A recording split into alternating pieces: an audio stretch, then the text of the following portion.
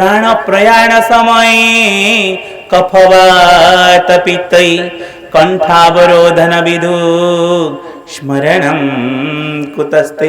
आ प्रभु वृद्ध समय जितेबले मनुष्य मरणर चक्र घारी होई निश्चित मरिब सेही समय किपरि डाकिब प्रभु किपरि डाकिब प्रभु किपरि डाकिब।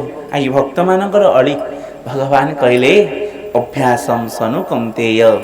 हे अर्जुन श्रीमद् भगवत गीता रे प्रथम गुरु दीक्षा नहीं अभ्यास रे परिणत कर दियो।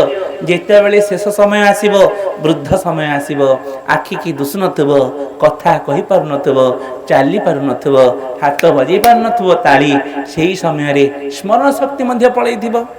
जितेबले शज्या सही हेतिबो जीवन उपरांत हेतिबो मु ता सामने आसिकी ताकू मु अंतर रे स्मरण करैबी बोली भक्तवत्सल भगवान।